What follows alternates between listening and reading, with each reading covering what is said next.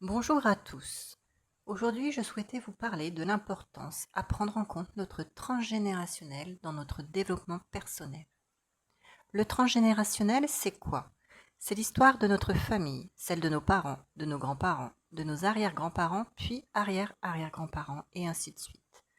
La fratrie, nos frères et sœurs, les cousins, les oncles et tantes. Vous l'aurez compris, toutes les personnes qui composent notre famille au sens large. J'entends également par famille les personnes qui en font partie avec un lien d'amour et sans lien biologique particulier.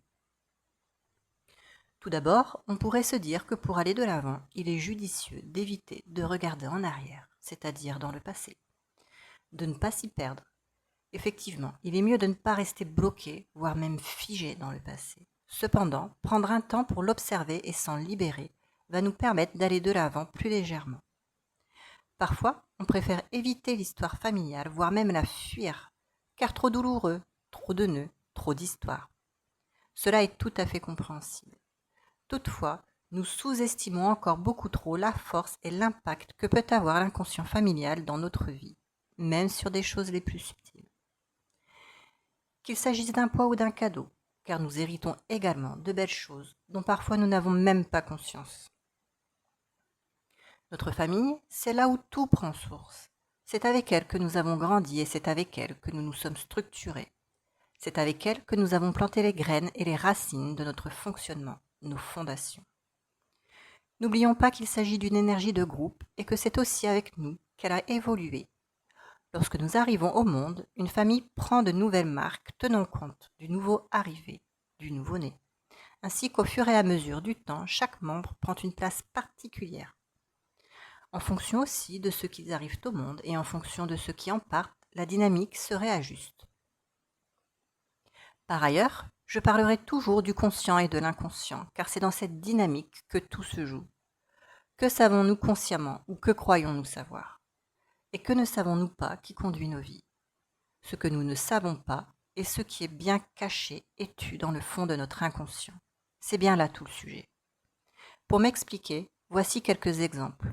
Le premier, en lien avec l'abondance. Il s'agit de quelqu'un qui souhaite attirer de belles choses dans sa vie. Toutefois, tout projet et tentative de projet tombe à l'eau ou aboutit, mais de manière ponctuelle. La personne est pourtant pleine de bonne volonté et fait tout ce qu'il faut pour que les choses se déploient sainement. Lors d'un échange, elle s'exprime en disant que c'est toujours la même histoire. Dans cette famille, rien n'aboutit jamais, malgré tous les efforts fournis. Lorsque l'on recherche dans cet arbre, y a-t-il par exemple un ancêtre qui a vécu une injustice, c'est-à-dire qui a tout perdu suite à une faillite? Cet ancêtre a-t-il joué au jeu et perdu toutes les finances du foyer? Cet ancêtre a-t-il été volé, ce qui fait qu'aujourd'hui dans l'inconscient est gravé qu'il ne faut surtout pas gagner de l'argent, car si on en a, cela veut dire qu'à un moment, on va tout perdre, nous le prendre ou nous le voler. Ainsi, le conscient souhaite avancer alors que l'inconscient, lui, exprime le contraire, paralysant ainsi l'énergie. Il reste de pied ferme, là, et attend qu'on le libère de cette injustice et ou de cette croyance limitante. Je précise qu'il s'agit d'exemples et non d'une généralité. Chaque histoire est à explorer en détail. Quand je parle de croyance limitante, ici ce pourrait être celle de se dire que de toute façon, dans cette famille, cela a toujours été comme ça, rien n'aboutit jamais. Sous-entendu, ça ne marchera pas non plus pour moi. C'est donc perdu d'avance. Cela pourrait aussi être la croyance que si je gagne de l'argent, on va me le prendre, ou celle que si j'ouvre mon entreprise, cela ne fonctionnera pas de toutes les manières, ou je ne gagnerai par exemple pas suffisamment pour la faire tourner. Le second exemple peut évoquer un ancêtre qui aurait milité pour faire valoir ses idées, et qui aurait été tué pour les avoir prononcées haut et fort. Cela peut générer chez les descendants des blocages importants en lien avec le fait de parler en public, s'exposer, se mettre en avant. S'imposer lors d'une discussion devient alors mission impossible et je vous laisse imaginer ce qu'il en est lorsqu'il s'agit de passer un examen ou de présenter devant un auditoire. La peur panique s'installe et devient incontrôlable. Évidemment, si on porte la mémoire qu'exprimer ses convictions aux autres est égal à la mort, cela suggère bien le niveau d'angoisse ressenti. Un troisième exemple.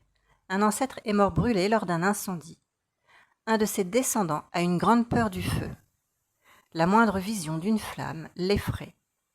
Il peut être alors impossible d'allumer une bougie ou même d'avoir un briquet dans ses poches.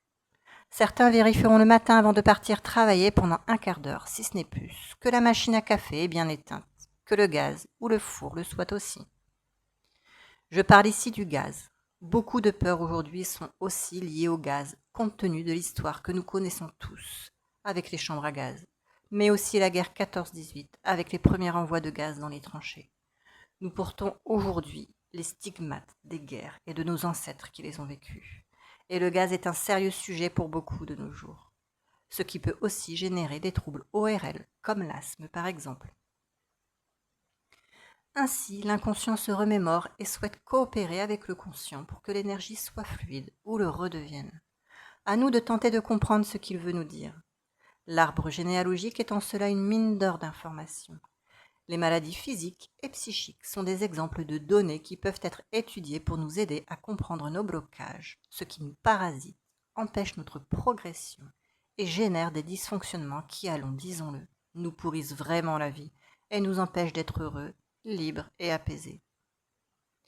Aussi, pour couper ou conscientiser un blocage, notre psyché a besoin d'une explication claire et entendable. En tant qu'être humain, on a besoin de pointer là où est le souci pour l'intégrer. On ne peut pas juste se dire « sûrement qu'il s'est passé cela ou cela dans ma famille » sans savoir exactement ce qu'est ce cela. Il faut alors rechercher l'événement ou les événements qui ont marqué les esprits et l'inconscient familial et les mettre précisément en lumière. Ce n'est que de cette manière qu'il sera possible de l'évacuer. Rien que de comprendre qu'un ancêtre a éventuellement été brûlé aide à comprendre le pourquoi du comment d'une peur du feu par exemple. Aussi, il est à savoir que tout ce qui n'est pas su, ou caché, ou gardé secret, dévale les générations telle une avalanche qui prend puissance au fur et à mesure qu'elle dévale. Autant dire qu'une fois avoir parcouru quelques décennies et générations, après avoir embarqué toutes les ressources sur son passage, l'arrivée s'annonce plutôt redoutable pour les derniers de cordée. Encore une fois, en témoignent les maladies physiques et psychiques, ainsi que les pathologies psychiatriques. J'aurai l'occasion plus tard de revenir sur les pathologies psychiatriques car c'est un sujet qui me tient réellement à cœur. Un dernier point. Souvent on ne connaît pas l'histoire de notre famille, ou très peu, surtout lorsque l'on commence à remonter dans les générations. Il arrive aussi que nos connaissances familiales s'arrêtent à nos grands-parents, voire même en fonction des histoires de chacun. Nous avons peu d'informations sur nos parents. J'ai envie de dire que le peu qu'on a s'étudie. Ensuite, un bon enquêteur généalogique vous aidera à retrouver le fil si vous souhaitez creuser. On peut comprendre beaucoup à partir de très peu, je vous assure. Aussi, et quand bien même nous ne connaissons pas l'histoire de la 4e génération par exemple, étudier les données factuelles de l'arbre permet de retracer le fil et d'en saisir l'histoire sans qu'il y ait eu transmission de paroles par nos aïeux sur des faits spécifiques. Voilà pour cette vidéo pour aujourd'hui. Je vous remercie de votre écoute et je vous dis à très bientôt.